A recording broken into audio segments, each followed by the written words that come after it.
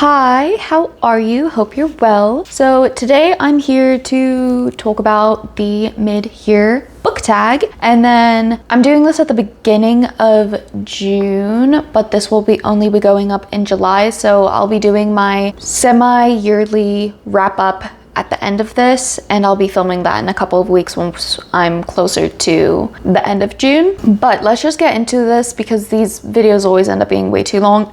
Best book you've read so far in 2025. So far, the only favorite I really have is Half a Soul by Olivia Atwilshire, but kind of that whole series, all three novels. But definitely Half a Soul takes the cake for favorite. However, I am also reading The Night and the Moth by Rachel Gillig right now. I just started it this morning, but that might be in there as well. I have very high hopes, but I'm only 30 pages into it, so we'll see. Next we have the best sequel you've read so far in 2025, and I do have two for this. The first one is Bloodmarked by Tracy Deonn. It was a lot more action-packed than Legendborn in my opinion, and I really enjoyed getting to know Sel a lot more in this novel. And then Emily Wilde's Compendium of Lost Tales by Heather Fouquet. This was just the perfect ending to this trilogy. I loved it so much. I made a reading vlog on it, and if you want to know my full thoughts for both of these books, really I'm just gonna point you in the direction of those reading vlogs. New release you haven't read yet but want to: Enchantra by Kaylee Smith, When the Bones Sing by Ginny Myers Smith, Bury Our Bones in the Midnight Soil by V.E. Schwab, Sounds Like Love by Ashley Poston, and A Treachery of Swans by A.B. Poranek. Most anticipated release for the second half of this year. So I do have three that I'm really looking forward to picking up. The first one is Catabasis by R.F. Kuang. It will actually be my first R.F. Kuang novel. Then Alchemy of Secrets by Stephanie Garber. I have pre-ordered this and I cannot wait for it to get to my door.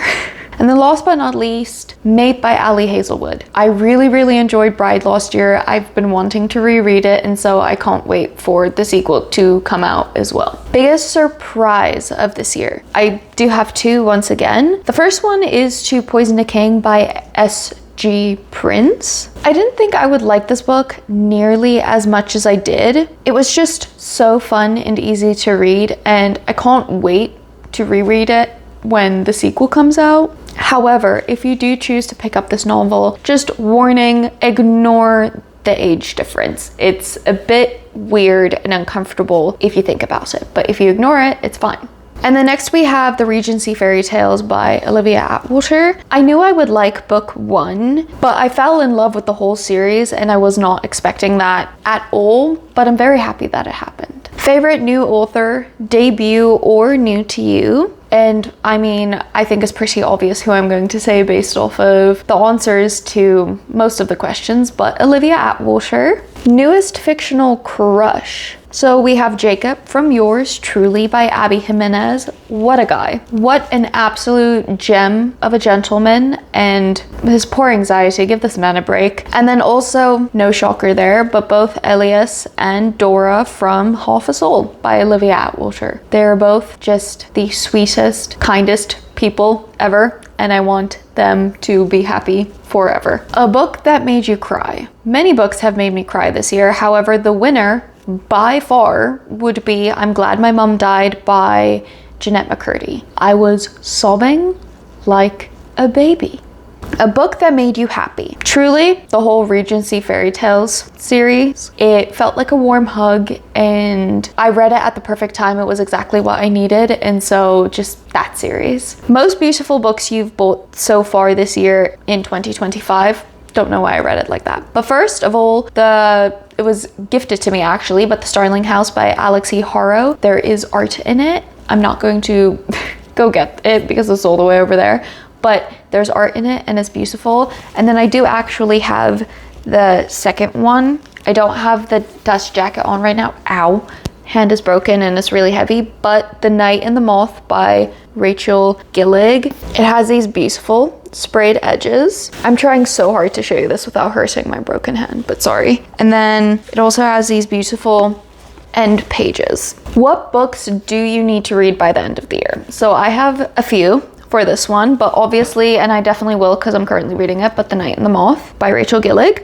I really, really want to read Bury Our Bones in the Midnight Soil. I heard it's about toxic lesbian vampires, and honestly, I don't need to know more. Sounds fantastic. And also, have never read a V.E. Schwab book, so that's going to be fun and interesting as well. Alchemy of Secrets by Stephanie Garber. I mean, obviously, she is my favorite author ever. I'm reading that as soon as it gets to my door, I'm picking it up. I don't care. And then last but not least, Oathbound by Tracy Dion. I read both Legendborn and Bloodmarked early this year, I think in like January, February, and then February, March. And I've just been putting off reading the sequel because the thickness of it intimidates me, and I need to pick it up. I really do. There's no reason for me to be putting it off. So yes.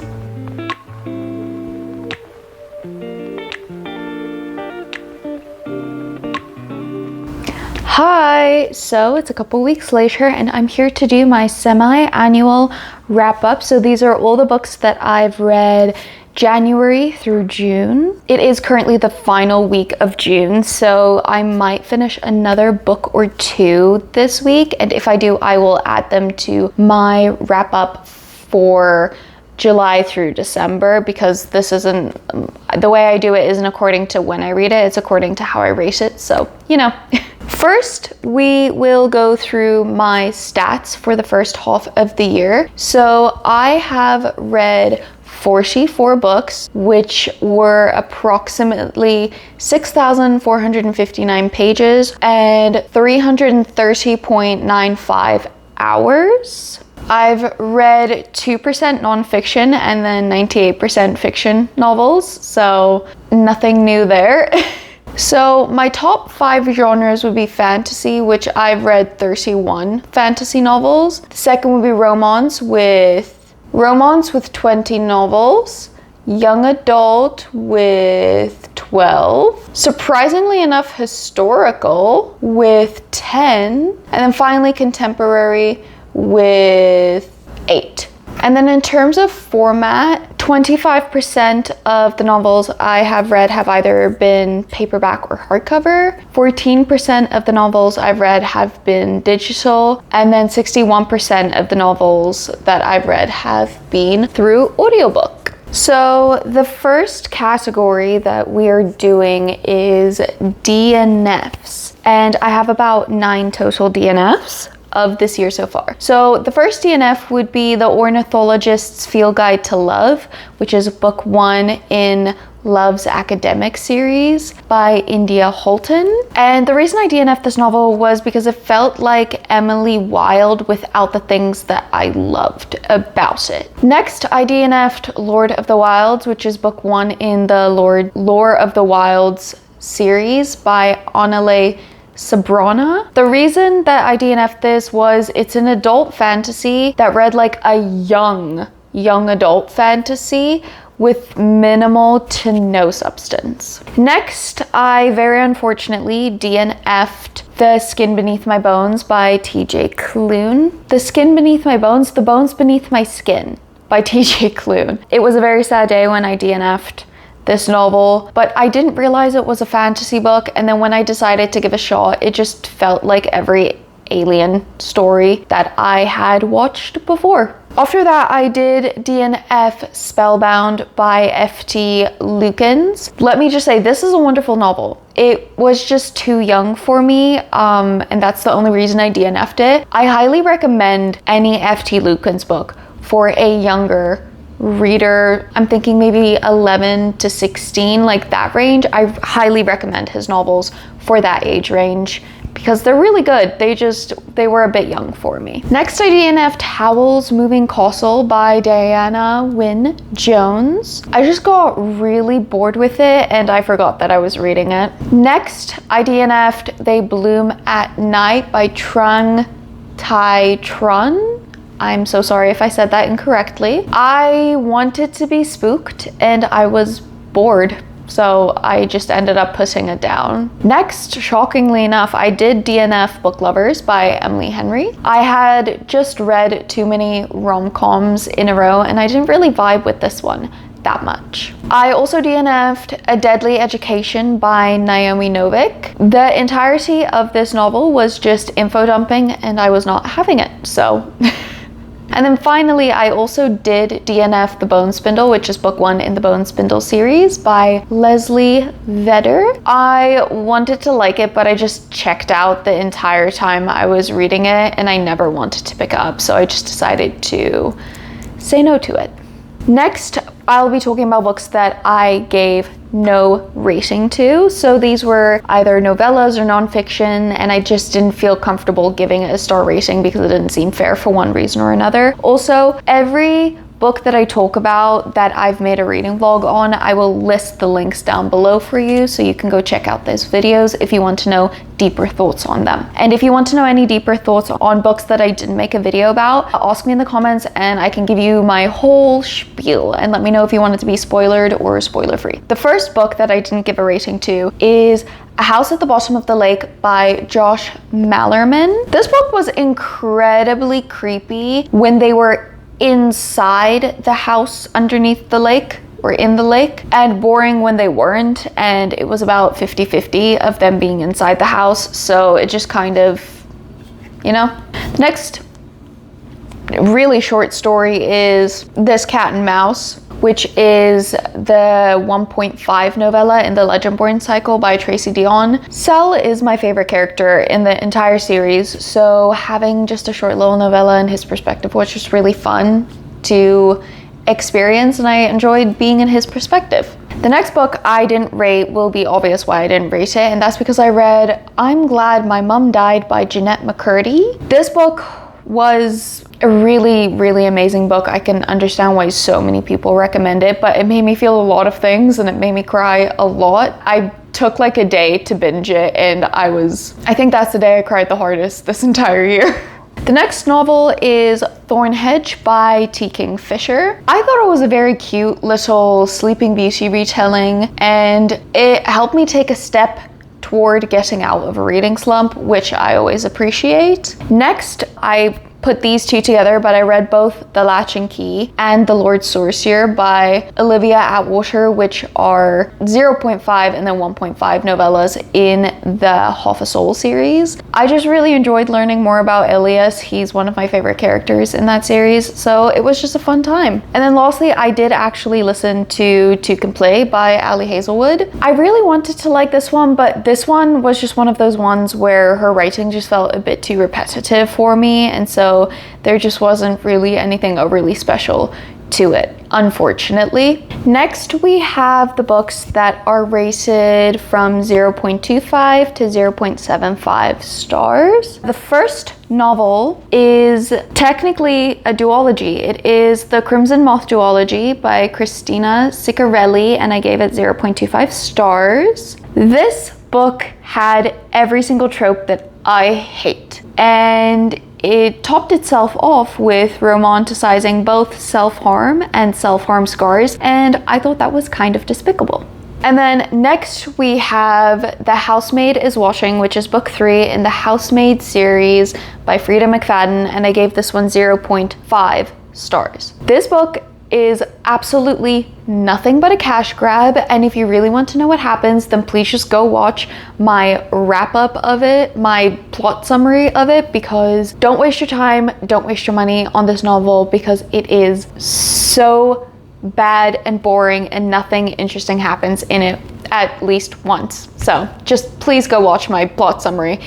It's more for you than it is for me, I swear. Next, we have my 1 to 1.75 stars. The first novel, also again very unfortunately, is Say You'll Remember Me, which is book 1 in the Say You'll Remember Me series by Abby Jimenez, and I did give this one 1.5 stars. Nothing about this book was likable, nor did it make any sense at all.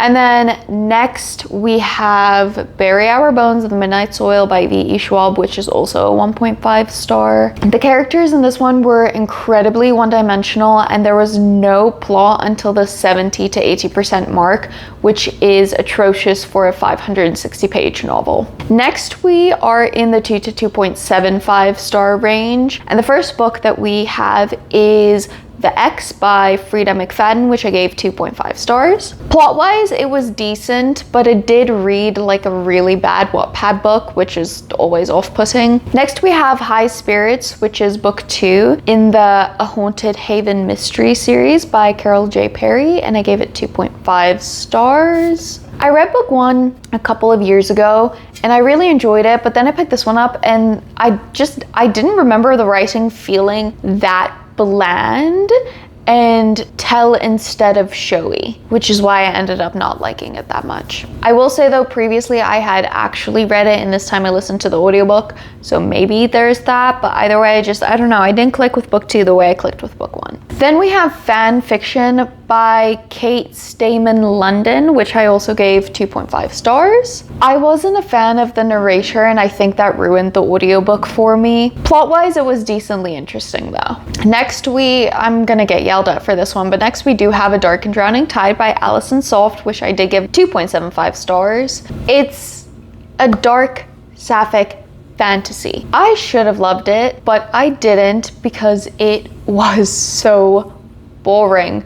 I don't understand what is with fantasy novels this year and just not having plot. It just feels like no books have plot anymore. Why? And then last but not least, we do have The Rose Bargain, which is book 1 in the Rose Bargain series by Sasha Payton Smith. And I also gave this 2.75 stars. It really just didn't click with me in the way that I thought it would. I don't think it's necessarily bad, but there was just some things about it that didn't gel with me.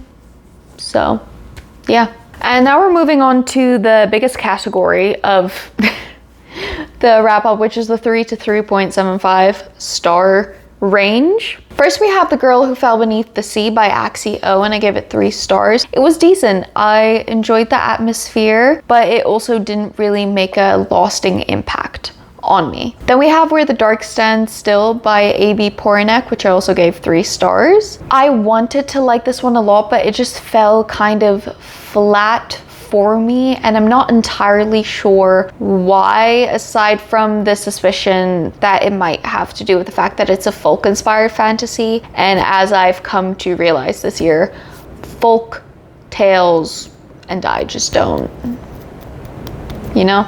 And then we have When She Was Me by Marlene Bush, which I also gave 3 stars. It was decently interesting and the plot twist was very shocking, but it was also very confusing and difficult to follow because of the way that it was written. However, it was the type of book that I needed at the time because I read it during a reading slump as well, and mystery thrillers tend to help me get out of them, so I do give it points for that. Then we have A Cruel Thirst by Angela Montoya, which I also gave 3 stars. It fell flat, but it was a fun story. I think it had quite appropriate intimate scenes for a YA book, which was a really nice change of pace because, as we know, I despise when YA books have smut in them because why are you writing smut for children? Then we have Swift and Saddled by Lila Sage, which is book 2 in the Rebel Blue Ranch series, and this was also a 3-star for me. I have a love-hate relationship with this series. I enjoy Lila Sage's writing, but more often than not, it does feel a bit too shallow for me. And so even though her novels are very short, the first half I enjoy, and then the second half I get irritated. And that's been true for both of the books by her that I've read. Then we have Famous Lost Words by Gillian McAllister, and I gave this 3 stars as well. This book is not a thriller. It's a mystery suspense novel. The plot was intriguing, but it ended up also just being a lot of nothing. Then we have The Twisted Ones by T. Kingfisher, which I also gave 3 stars. I don't think this one's too scary for a horror, which is great because it's a good start for getting into the genre, and I think it's a great novel for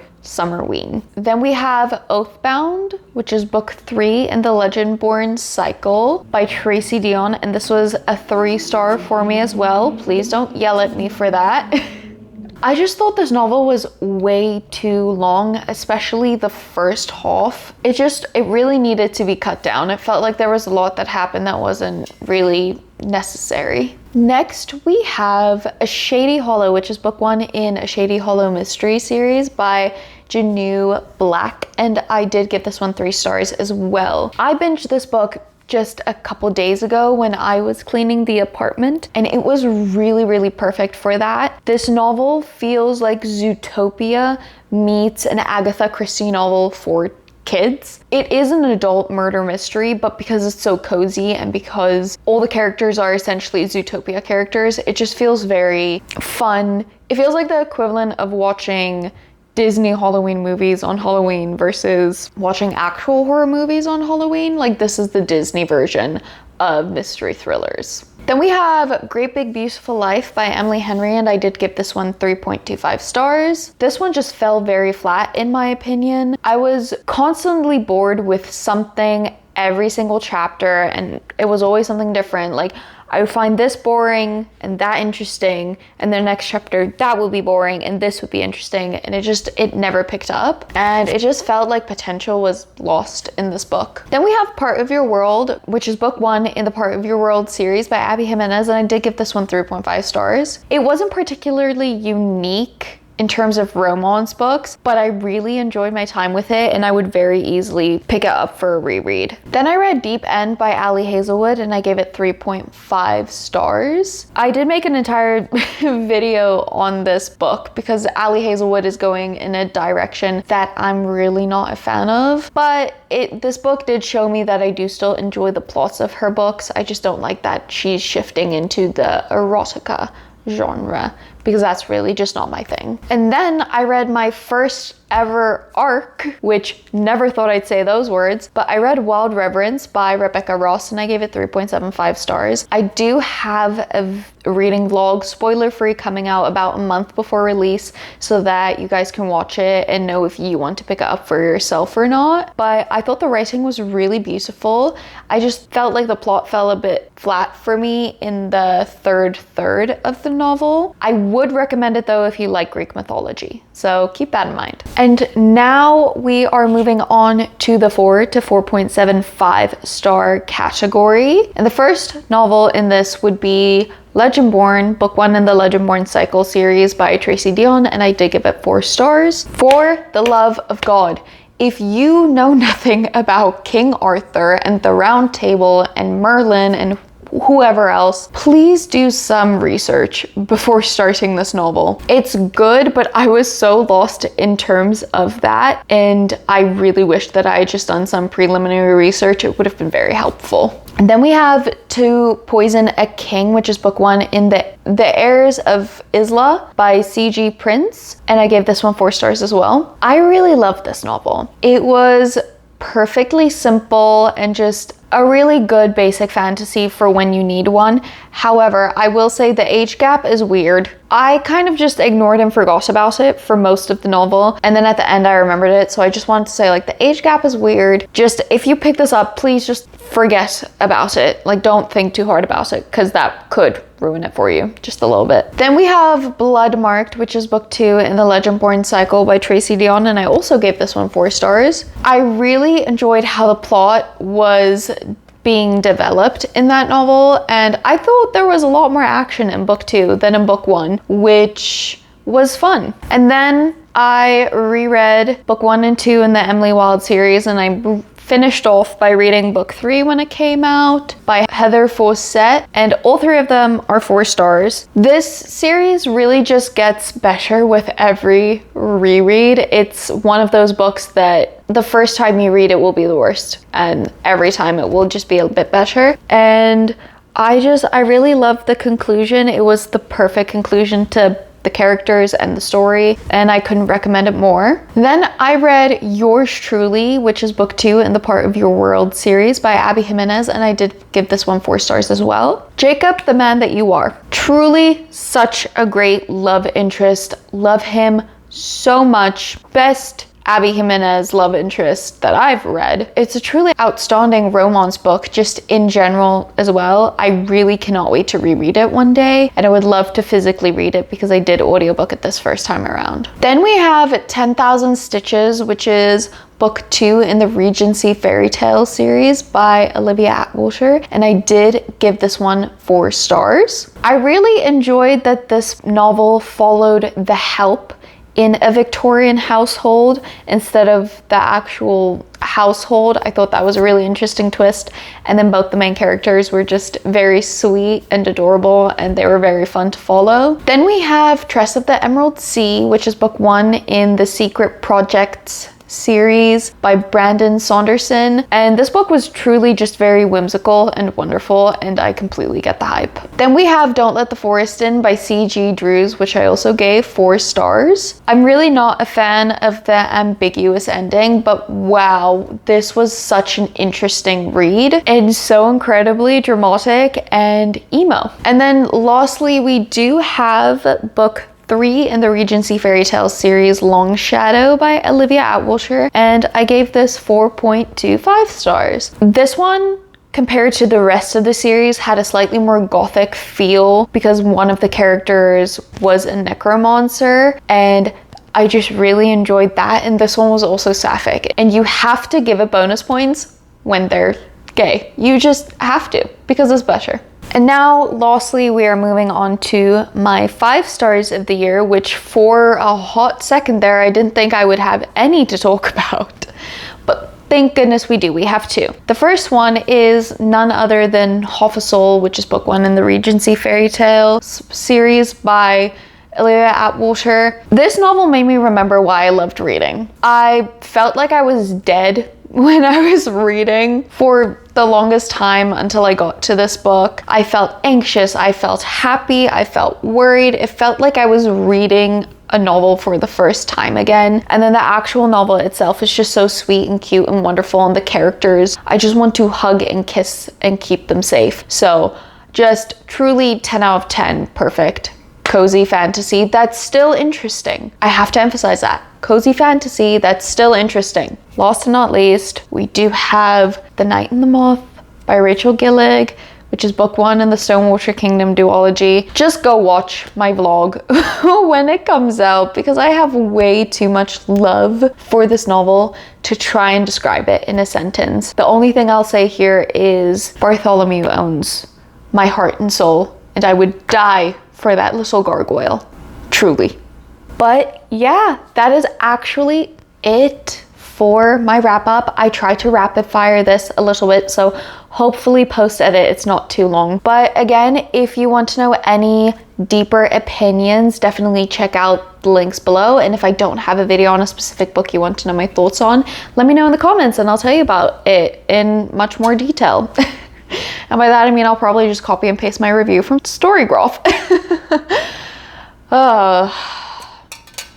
I've really gotten into doing like in detail reviews on Storygraph, so that's been fun. But yeah, I'm just really hoping that the second half of this year, reading wise, is a lot better. But yeah, I hope that your second half of the year has gone well. Please let me know your favorite books of the first half of the year and what anticipated releases you have for the second half. If you like me or my videos, I would really appreciate a like, comment, and subscribe if you feel like it. I hope you have a wonderful day. Thank you so much. Bye.